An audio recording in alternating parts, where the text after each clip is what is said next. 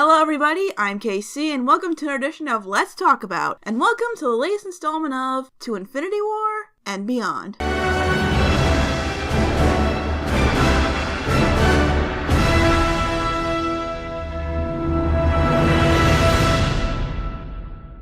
And this is it. After 5 movies of build-up, it's time to assemble a superhero team unlike any other on the big screen, the Avengers. Loki arrives on Earth and steals the powerful Tesseract cube from S.H.I.E.L.D. Going up against something much larger than they're prepared for, Nick Fury decides that a team of Earth's mightiest heroes is needed to save the world. Oh man, I don't even know how to start this one, guys. This movie is just amazing. This had an untold amount of anticipation for it, and with expectations that high after almost half a dozen successful movies under their belt, it was more than likely that this movie was not going to live up to the hype. But it's clear that Marvel Studios only put the best of the best in this movie, and it delivers pretty perfectly on a 4-year promise. And I think what made this movie work, considering just how dense it was and how much build-up there was for it, is that it uses everything, and I mean everything, to its full effect, and gives everyone a chance to shine and a chance to contribute. Sure, we like to joke and poke fun at the fact that none of the Avengers actually fight anyone until about 40 minutes in, and they spend 20 minutes repairing a ship, but during any of that time, can you honestly tell me that you were bored? Especially the first time you saw it?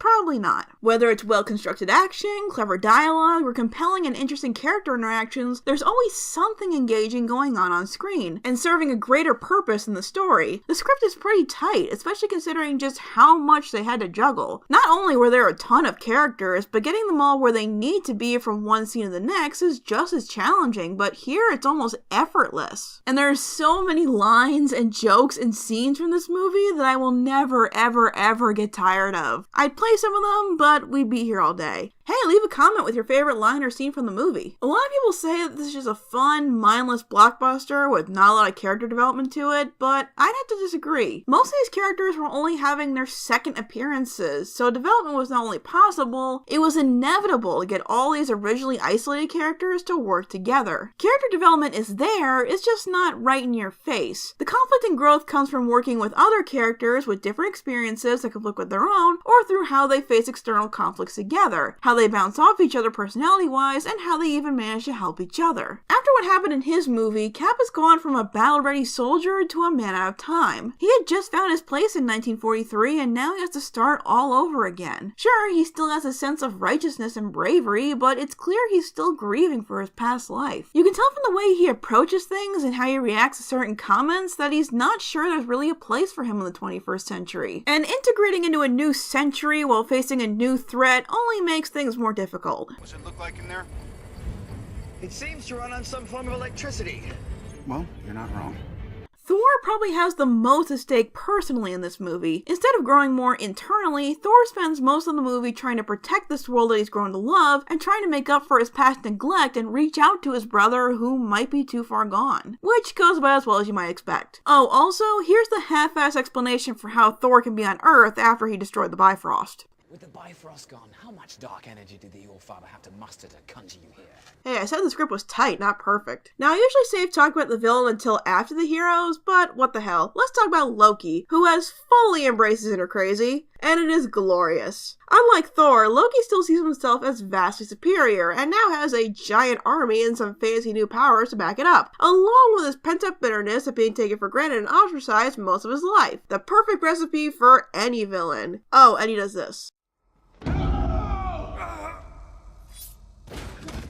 Poor Coulson. It truly is a shame that we'll never, ever see him again. Black Widow has way more character in this movie than she did in Iron Man 2. If she didn't get her own movie, she is just as important to the team and as much of a focus as the boys. They go into her character a lot more, her history before S.H.I.E.L.D., her friendship with Hawkeye, her impressive skills as an agent, both in terms of combat and interrogating the God of Mischief, and even being sympathetic where she needs to be. She's strict and closed off, but not not an Ice Queen. She shows compassion where it counts, especially with Bruce, which actually puts some future plot points in perspective, but we'll get to that eventually. The way they portray the character gives Scarlett Johansson way more to work with, and it shows how perfect she is for the role outside of just being eye candy. Speaking of Bruce, he seems to have gotten a handle on his Hulk side, and throughout the movie, we find him trying to live his life as Bruce Banner, shoving the Hulk deep inside. He doesn't deny that it's a part of him, in fact, he mentions it constantly, but he tries to focus on just being Bruce, and this movie has him struggling with whether or not he should ever let the Hulk loose again. While Edward Norton was fine, Mark Ruffalo really makes the character his own. The way he gets passionate about science, you believe he'd be someone crazy enough to try that gamma experiment. Also, to anyone who says there's no deep character moments in this movie, can we talk about the scene where Bruce openly admits he attempted suicide?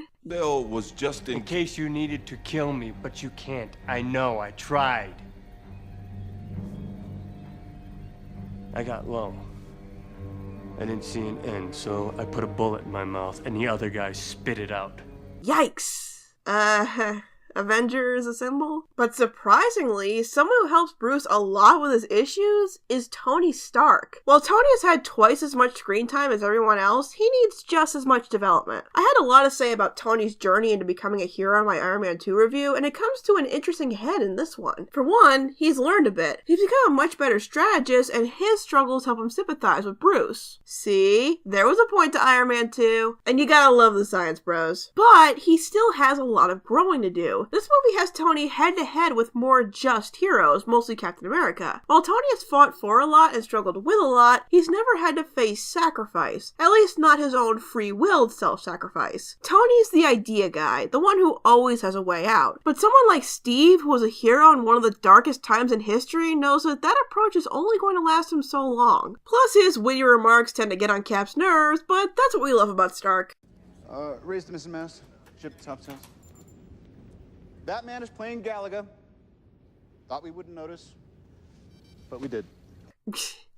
Did I mention this movie's really funny? And of course, there are a ton of action and fight scenes, but not to the point that it's exhausting. They give you exactly what you want, and then they move on. Not to mention the fights have a lot of different pairings of heroes and villains to keep each one interesting. The awesome chase scene in the beginning, Cap versus Loki, Iron Man and Cap stopping Thor, Thor versus Hulk, Black Widow versus Hawkeye, Tony and Loki's battle of words, and that amazing climax. Let me tell you, before the Avengers, my tolerance for a fight scene was about 10 minutes at most. After that, you've lost me. But with how many different characters with different abilities they had to work with, and the expert way it's shot and choreographed makes every minute exciting, with every character's conflict coming to a conclusion as well. Steve finds there is a place for him as a leader of the team, taking charge and defending the defenseless. Like Ashley Johnson. Nice to see her taking a break from the Hyperforce. Thor puts defending the planet that taught him so much ahead of his desire to save Loki from himself. Bruce learns that he can do some good, not just as himself, but as the Hulk. And by good, I mean smashing Loki into the ground.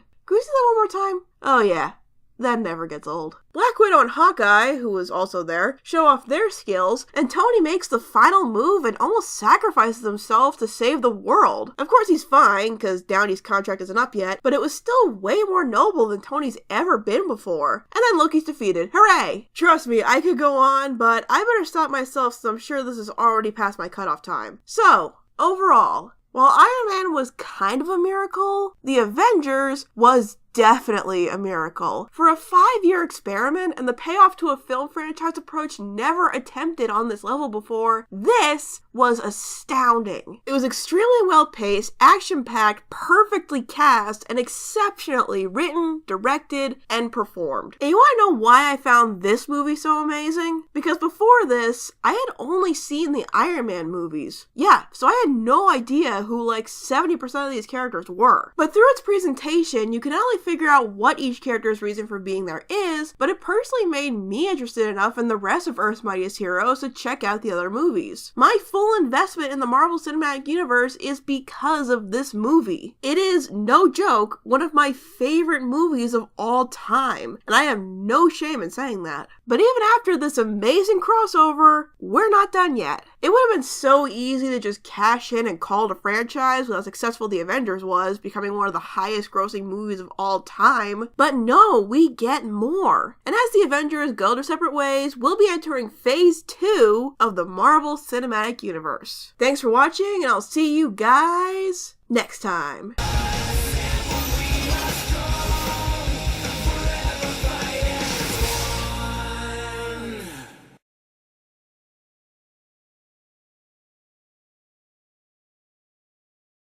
Oh, was there something else you wanted me to discuss? A certain ending? Challenge them is to court death.